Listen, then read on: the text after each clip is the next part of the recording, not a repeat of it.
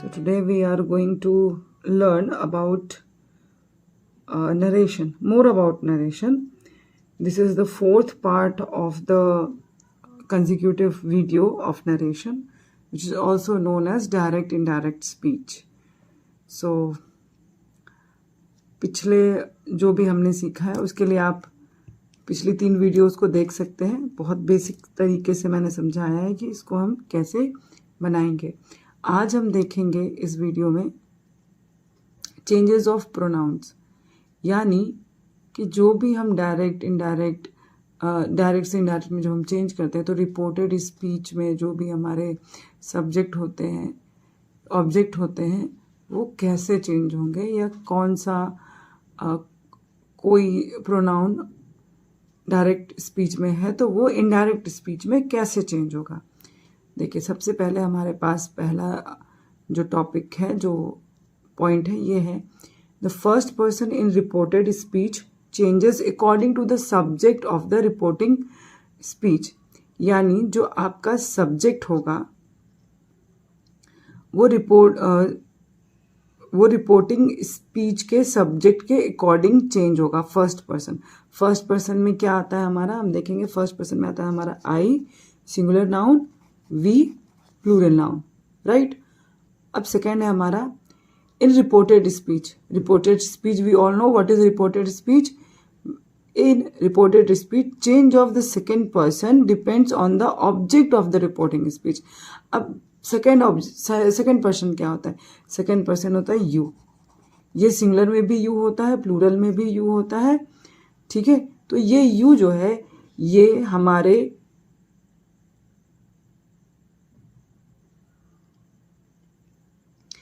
हमारे ऑब्जेक्ट के according change होगा। और third person like he, she, it, name, right. He, she, it, name ये अनचेंज रहेगा। अगर कोई नाम है तो वो डायरेक्ट में जो है वही इनडायरेक्ट में भी रहेगा, वो चेंज बिल्कुल भी नहीं होगा। Let's see another thing. अगर डायरेक्ट स्पीच में आई है तो वो ही या शी में बदल जाएगा। यू ही, शी या दे में बदलेगा। वी दे में बदलेंगे, दे को दे में ही रहने देंगे, ही में ही रहेगा। हमने यहाँ देखा था कि जो थर्ड पर्सन है वो अनचेंज रहता है, राइट। शी में बदलेगा, शी में ही रहेगा। इट में ही रहेगा। अस देम में बदल जाएगा। आर देयर में बदल जाएगा। हिज में ही रहेगा। हर में ही रहेगा। इट्स में ही रहेगा, राइट। आई होप आप लोगों को यहाँ तक समझ में आया होगा। चलिए नेक्स्ट हम लोग देखेंगे।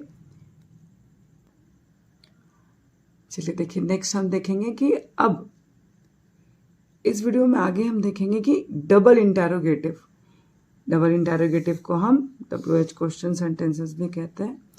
कि अगर डायरेक्ट स्पीच का रिपोर्टेड स्पीच क्वेश्चन सेंटेंस में हो, यानी WH क्वेश्चन सेंटेंस में हो। हमने इसके पहले एक और देखा था, सिर्फ इंटेरोगेटिव सेंटेंस जो हेल्पिंग वर्ब से शुरू होते हैं, उसको कैसे बदलना है ये हमने देखा है। और अगर आपको एक क्विक रिवीजन चाहिए तो वीडियो नंबर 3 में आप जाकर के, पार्ट 3 में हम जाकर के इसको देख सकते हैं। तो डबल इंटेरोगेटिव सेंटेंस को जब हमें चेंज करना होगा इनडायरेक्ट में, तो हम इसको कैसे चेंज करेंगे। तो इसमें क्या होता है कि सबसे पहले कि कोई भी कोऑर्डिनेटिंग कंजंक्शन का हम यूज़ नहीं करते हैं। जो कोऑर्डिनेटिंग कंजंक्शन रहता है वो WH क्वेश्चन वर्ड जो रहता है वही एज अ कंजंक्शन यूज होता है। चलिए एक हम एग्जाम्पल से समझते हैं। देखिए यहाँ पर डायरेक्ट स्पीच है। डायरेक्ट स्पीच में सेंटेंस है हमारे पास, he said to me where are you going. अब ये हमारा क्या है, WH क्वेश्चन है, डबल इंटरोगेटिव।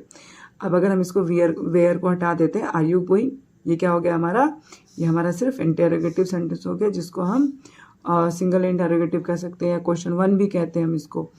और वेयर आर यू गोइंग ये क्या है हमारा, WH क्वेश्चन है, या इसको हम डबल इंटरोगेटिव क्वेश्चन कहते हैं। और एडवांस इंग्लिश में हम लोग इसको क्वेश्चन 2 भी कहते हैं। इसको हम कैसे चेंज करेंगे? अब देखिए इसको हम कैसे चेंज करेंगे। अब मैंने इसके पहले आपको बताया था कि सेड टू को, क्योंकि यहाँ पर सवाल पूछा जा रहा है, तो सेड टू को हम आस्क में, इंक्वायर में, ठीक है, इस तरह से हम बदल सकते हैं। या तो आस्क में बदलेंगे या तो हम इंक्वायर में बदलेंगे। He asked me where I was going. ठीक है, अब देखिए ये जो वेयर है वो यहाँ पर एज अ कंजंक्शन यूज हुआ है, राइट। अब देखिए he asked me where was I going, ये गलत हो जाएगा क्योंकि हम यहाँ पर मैसेज कन्वे कर रहे हैं। हम इनडायरेक्ट में क्या करते हैं, हम मैसेज कन्वे करते हैं, उसमें हम कोई सवाल नहीं करते। जो ऑलरेडी सवाल किया गया है उसको हम बता रहे हैं, उसको एज अ मैसेज कन्वे कर रहे हैं। तो यहाँ पर ये WH क्वेश्चन ही, जो क्वेश्चन वर्ड है, ये एज अ कंजंक्शन यूज होगा। ठीक है, अब देखिए ये सेड टू था, ये पास्ट टेंस है, तो ये आर किस में बदल जाएगा, पास्ट। ये हमारा सेंटेंस था किस में, प्रेजेंट कंटिन्यूअस टेंस में, तो इसको हमने किस में बदल दिया, पास्ट कंटिन्यूअस टेंस में बदल दिया। He asked me where was I going, ये क्या हो जाएगा सेंटेंस, ये सेंटेंस गलत हो जाएगा। चलिए नेक्स्ट हम देखते हैं। The question sentence is expressed as positive sentence, so question mark will not be added. जब हम डायरेक्ट से इनडायरेक्ट बनाएंगे, देखिए यहाँ पर डायरेक्ट में हमने क्वेश्चन में, डायरेक्ट स्पीच में हमने क्वेश्चन के बाद यानी सेंटेंस के बाद हमने क्वेश्चन मार्क लगाया। क्यों? क्योंकि यहाँ पर सवाल पूछा जा रहा है अभी भी। लेकिन यहाँ पर क्या हो रहा है, इस इनडायरेक्ट स्पीच में हम क्या कर रहे हैं, मैसेज को कन्वे कर रहे हैं। जब मैसेज को कन्वे कर रहे हैं तो एक एक्सप्रेशन है, वो एज अ पॉजिटिव सेंटेंस यहाँ पर शो हो रहा है। पॉजिटिव सेंटेंस में हम क्वेश्चन मार्क नहीं लगाते। चलिए यहाँ पर हमारे पास कुछ एग्जाम्पल्स हैं, एग्जाम्पल्स के थ्रू हम समझेंगे। सबसे पहला एग्जाम्पल हमारे पास है, he said to me when will you buy a camera. अब देखिए हमारा विल है, विल हमें पता है किस में बदलेगा, विल बदलेगा वुड में। तो इसका क्या हो जाएगा आंसर, ही आस्क्ड मी, ठीक है, ही आस्क्ड मी। अब ये व्हेन क्या हो जाएगा, ये व्हेन हमारा एज अ कंजंक्शन यूज होगा। व्हेन यू किस में बदल जाएगा। अब देखिए ये जो यू है ये क्या है, इस सेंटेंस का सब्जेक्ट है, तो ये किसके अकॉर्डिंग बदलेगा, इसके अकॉर्डिंग, है ना। तो ये क्या बोल रहे हैं, ये बोल रहे हैं कि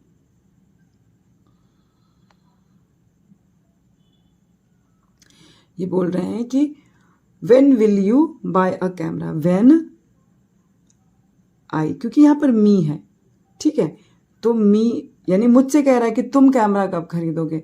तो मैं क्या इस मैसेज को कैसे कन्वे करूँगी कि वह पूछ रहा है कि मैं कब कैमरा खरीदूंगा। ठीक है, तो when I would buy a camera, right. अब यहाँ पर फुल स्टॉप लगा देंगे। चलिए सेकंड एग्जाम्पल देखते हैं। The teacher said why are you late, तो इसका क्या बन जाएगा indirect speech, the teacher asked why. अब ये क्या है, आर है, ये किस में बदल जाएगा, ये प्रेजेंट है, तो किसके में बदल जाएगा, पास्ट में। वाई आई वॉज लेट, ठीक है, यहाँ पर हमने फुल स्टॉप लगा दिया। आई होप आपको यहाँ तक समझ में आया होगा। चलिए नेक्स्ट एग्जाम्पल देखते हैं। My father said to my mother why have you not taken rest. सबसे पहले हम देखेंगे ये कौन सा टेंस है, ये हमारा है प्रेजेंट परफेक्ट टेंस, है ना, हैव है और यहाँ पर वर्ब का थर्ड फॉर्म लगा है। चलिए इसका हम इनडायरेक्ट स्पीच बनाते हैं। My father asked my mother, ठीक है। अब देखिए इन्वर्टेड कॉमा हटा करके हम क्या करेंगे, इस वाई को हम एज अ कंजंक्शन यूज करेंगे, कोऑर्डिनेटिंग कंजंक्शन यूज करेंगे। वाई ठीक है। अब माई मदर है, ठीक है, तो इसके अकॉर्डिंग यहाँ पे क्या हो जाएगा, why she had not taken rest. ठीक है, आई होप आपको समझ में आ रहा होगा। चलिए अब इसका लास्ट एग्जाम्पल हम देखेंगे। I said to the artist where were you living last year. इसका क्या बनेगा, indirect speech. I asked the artist, ठीक है। अब ये वेयर को हम क्या करेंगे, यहां पर कनेक्ट करेंगे। वेयर द आर्टिस्ट है, ये थर्ड पर्सन है, ये थर्ड पर्सन के हिसाब से इसको क्या बदल देंगे, ही या शी में। ठीक है, यहाँ पर कोई जेंडर स्पेसिफिक चीज नहीं है, तो हम इसको ही या शी दोनों में से किसी में भी बदल सकते हैं। वेयर ही और शी, ठीक है।